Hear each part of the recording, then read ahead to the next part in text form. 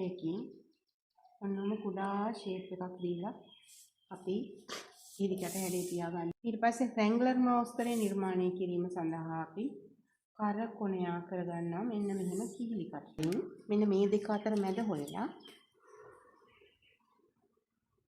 මෙන්න මේ දෙක අතර මැද මිඩ් පොයින්ට් එක හොයාගන්න. මේ දෙක අතර මැද හොයලා මැද ඉඳලා දෙපැත්තට අඟල් භාගය බැගින් උඩ භාගයයි යට භාගයයි බැගින් අරගෙන මෙන්න මෙහෙම කර්ව් කරගන්නවා. මෙන්න මේ වගේ පොඩි කර්ව් ෂේප් එකක් දෙනවා. මෙන්න මේ කොටසම කපලා අයින් කරන්න තමයි දැන් සැලසුම් කරන්නේ. මෙතන නැම්මට තියෙන තමයි ගන්න රෙද්දේ නැම්ම.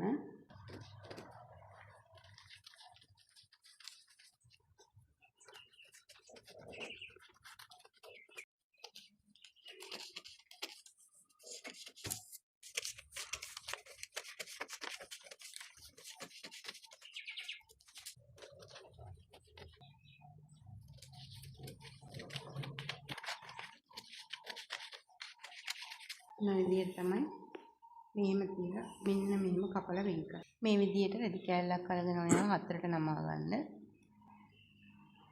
හතරට නමලා මෙතන මේ තියෙන නැම්ම දැන් අපි මේක නැම්මට සෙට් වෙන්න කියලා කපමු.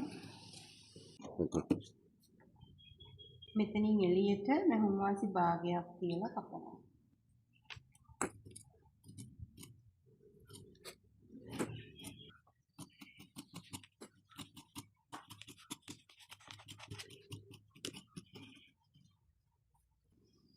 මේ තියෙන්නේ යෝක් කපාගත් උඩ කොටසේ උර හිස පැත්ත.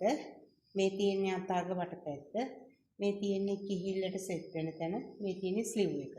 මේ කොටස මම එලා ගන්නවා රෙදි කෑල්ලක් අරන් දෙකට නමලා උඩ ඉඳලා අඟල් 2 3 4 5 පහළින්.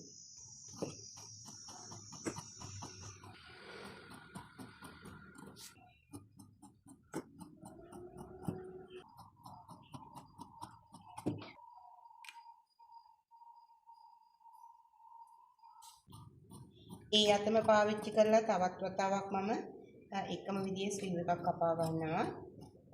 මෙතන ආස්තිය නිසා මම දෙකම එකපාර කැපුවේ නැහැ. දෙපාරකට තමයි කැපුවේ. මෙන්න මේ විදිහට අත් දෙක. ඔන්න අත් දෙකයි.